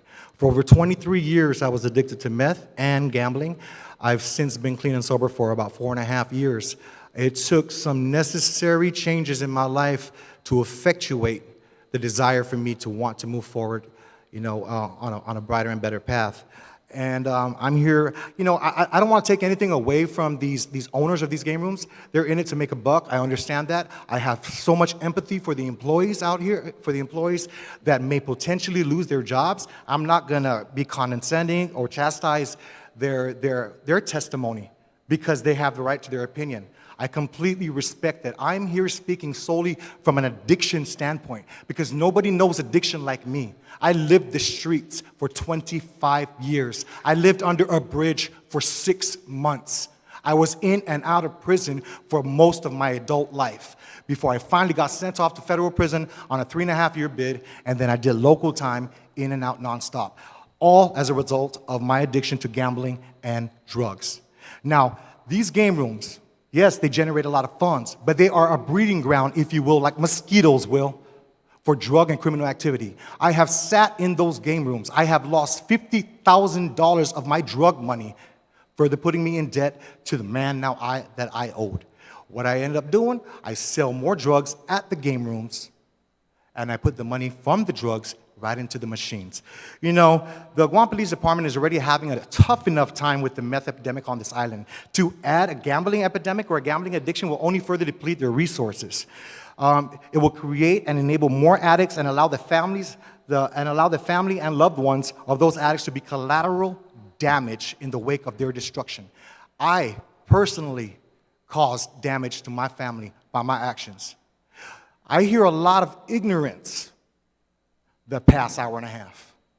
I'm not going to take away from what they're saying, but I hear a lot of ignorance, a lot of uneducated people when it comes to addiction. For the Lighthouse Recovery Center director to tell me to go to college and get my degree because we need you in the field, that's something I want to do. And that's something I'm going to do because I'm going to help those addicts out there who are suffering from both drugs and gambling. Yes, there is no denying. I'm not here to deny the fact that these game rooms generate a huge revenue for the island. I'm here to amplify the souls of the people that it's stealing from. And that's my purpose here. I am against these game rooms for the simple fact that I would like to see the crime statistics from the inception of this pandemic up until this point and see how many robberies have decreased. I have robbed game rooms myself. I was arrested for it and I was incarcerated for it. Now that's a powerful testimony coming from somebody who's lived there. I walked into a game room and I violently took their money. Yeah, game rooms provide revenue for Guam, but it also steals a lot of souls. You think the employees are safe there? Employees are not safe there. They say gambling is a choice. In the beginning, it's a choice. In the beginning, it's a choice. Over time, you know what they're targeting? They're targeting the impoverished, the people in poverty. Because if they had restrictions, let's say hypothetically speaking, you put $300 cap to enter that game room, then only serious people will enter that game room and play. But by taking the last few dollars of somebody who's going to hit it big, I've seen people lose their houses. I've seen marriages. Oh, that person that I robbed, that $4,995, that was the mother of my kids. She left me immediately after that. And by far, that was probably the best decision she's ever made because it took another 18 years for me to get my act together. So the byproduct of these game rooms, it's a cascading effect. Yes, it's a domino effect, right? If you shut down these game rooms, there's going to be a lot of revenue loss. But think of how many people would no longer be controlled by their vice. It's like the game room is the dealer, and I'm the addict. It's the same theory when I was a drug dealer and I'm dangling a half a gram in front of an addict. I didn't care for them. I wanted their money. I could justify I got to pay my rent, I got to pay my bills, my power. But the fact of the matter is I was complicit in their addiction. I've gotten people who never used meth to use meth. So to get people who've never gambled to gamble, that's a path on destruction right there. You know, like I said, I apologized to this young man right when we sat down because I told him I have nothing personal against him. Just like I have nothing personal against all those people out there. I went to Johnny Koo and I said, my testimony is nothing against you. I want to target the addiction. If you guys want to have game rooms, have stricter limitations in place. More accountability. Make the logo of these game rooms Scotch tape so it's so transparent we can see where every single dime is going. And it makes it so difficult for people to enter there with their last few dollars out of their pockets and then go home to what? Their kids starving? I've left my children in the car for 2 hours while I was at that game room. That's nothing compared to mothers I've seen leave their kids in the car for 8 hours. If these game room attendants really did care about the people, they would put limitations on their time there. Yes, we like your money, but you know what I like more? I like the fact that you go home to your family more. You came in, you spent $300, man. Hey, go home. Go home. But no, there's no wherewithal for them to keep on giving us. Keep on giving us. It's greed. It's greed.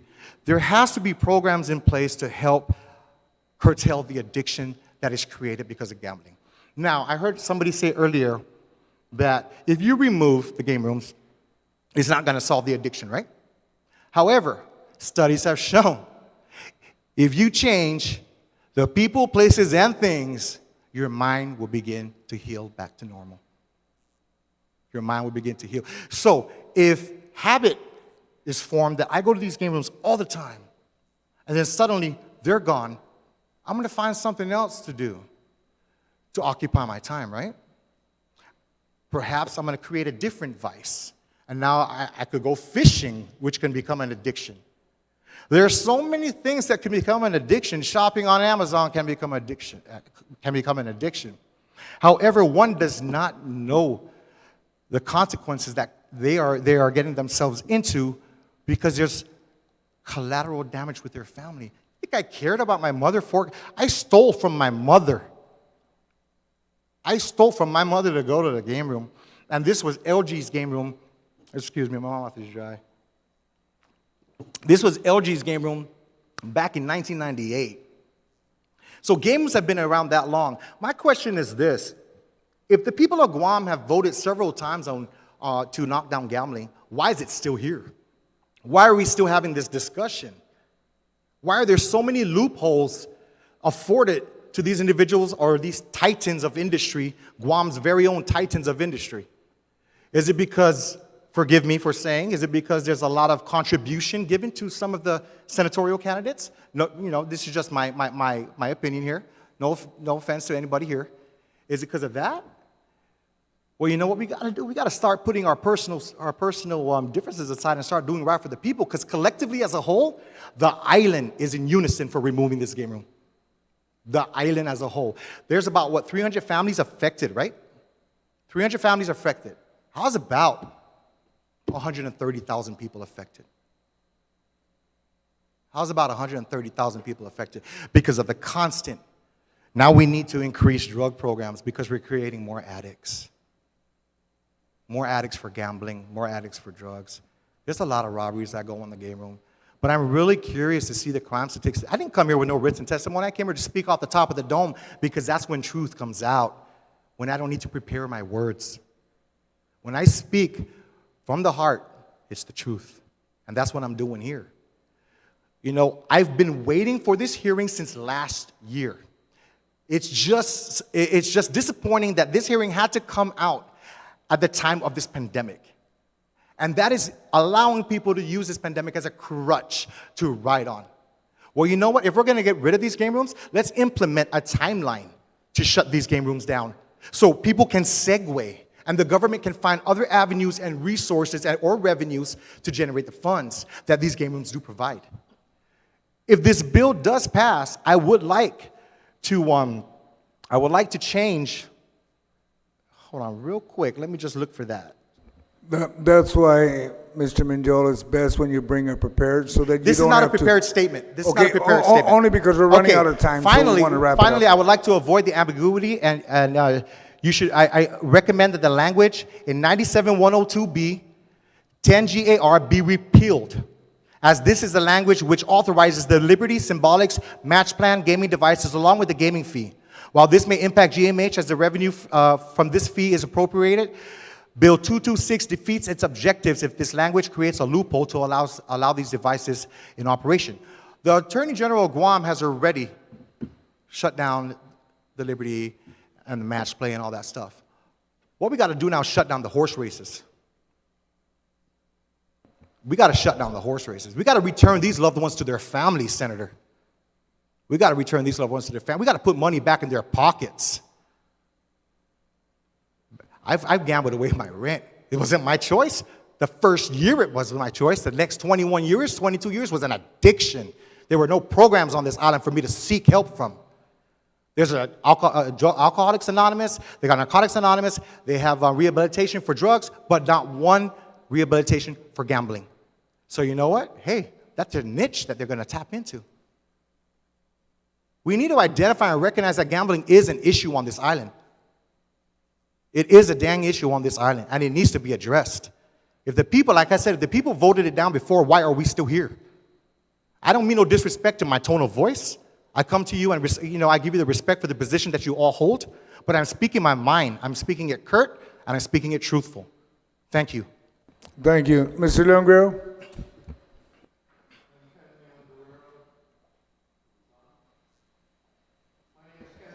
Stand by, Ken, and we'll check the mic, make sure it's on.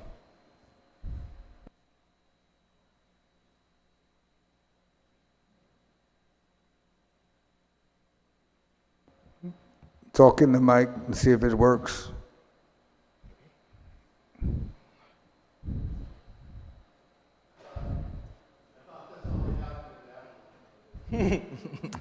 No, we won't gag you, Ken.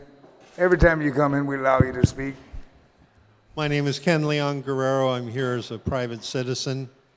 This is, I think, about the third or fourth time I've been here testifying in support of bills against gambling and against bills in support of gambling. Earlier, we've had a number of people talk about how the people of Guam time and time again have voted against gambling. And contrary to what some of the other speakers said, gaming and gambling are the same thing. I lived in Nevada for 8 years. I could live in Nevada for 8 years because I am not a gambling addict. But every year around November, the Sheriff's County and Washoe County would begin what they called the homeless patrol. And they would go along the banks of the Truckee River and move hundreds of families that had lost everything and ended up on the banks of the Truckee River before the winter came. Now, there's a dirty little secret in Nevada. The social cost of gambling are borne on the backs of the taxpayers and citizens in the cities where the gamblers come from. When I lived in Nevada, it was every day would we see caravans of chartered buses. We would see a train that came up every day from San Francisco and Sacramento, bringing thousands of gamblers a day to Reno, Nevada. And the majority of these gamblers were senior citizens or people on welfare, people unemployed. And they would bring them to Reno, Nevada, and the draw was 2 tickets, one for breakfast or lunch or one for lunch or dinner at the hotel. The social cost of gambling in any area far exceeds the benefit of the taxes gained, with the exception of places like Nevada, where 80%, 90% of the social costs go back home on a Greyhound. Here on Guam, 100% of the social costs stay here on the island, because we don't have people driving in from Saipan or driving in from New Zealand to go to the game rooms. This is a tax on the people of Guam least able to pay that tax. People who are low wage, minimum paid jobs, many holding 2 or 3 jobs, and a lot of them get started gambling in an effort to try to get ahead, only to fall farther and farther behind. Now, I saw an interesting documentary on gambling where they had all these economists try to put together the social cost, and they came up with a number. It is a direct city cost of $52,000 per year for gambling. But they said it pales compared to the social cost, 3 generations. When a gambling addict goes out of control, the parents' lives are, the quality of the parents' lives are destroyed, as we heard from Mr. Mendiola. The family is destroyed, and the children take decades to recover from the damage inflicted upon them by homelessness, starvation, insecurity, and violence. And maybe many of them fail to get away from it and fall back into the trap. We need to take into consideration the fact that every single time this issue has come before the public as a whole, it has been voted down. And in this recent year, the government of Guam has proved itself incapable of regulating a cash business. When the Liberation Carnival was put in for the duration of the liberation, I and others made numerous suggestions to try to tighten it up, make it more accountable, and the powers that be and the mayor's council refused to implement any of them. So we don't know how much money went through that operation. All we know is the taxpayers of Guam got stuck with $500,000 of cost that wasn't reimbursed through the fees and taxes generated by gambling. So for those business people, and it's a business, they're in it to make a buck, but the taxes they pay pale in comparison to the cost the taxpayers of Guam pay to remediate the damages done by this industry. So until such time as government of Guam gets to the point where they have the regulatory sophistication of someplace like Nevada, which has government officials in the cash cages, we are in no position to allow an unregulated cash business to operate on this island. Thank you. Thank you, sir. Madam Vice, do you have any questions to the panel? Thank you, Mr. Chair. I just want to thank everyone for coming out today and giving your testimony. Mr. Mendiola, Mr. Leon Guerrero, and thank you as well for coming out and sharing your story. That's all. Thank you, Mr. Chair. All right, thank you. I'd like to thank the panel, Mr. Fonso, right, and Mr. Mendiola and Ken. Thank you all for coming out. The committee will conclude. No, there's no more. We'll conclude this public hearing. The committee will continue to receive testimony for the next 10 days. Please address your written testimony to the Committee on General Government Operations, Appropriations, and Housing, and submit it via email to Senator Joe S. Augustine at gmail.com. Jesus Marcy for your attendance and participate in today's hearing. For those at home, thank you for watching. The public hearing on Bill 226-35 COR is now adjourned. It is 4:19. Thank you and have a nice day.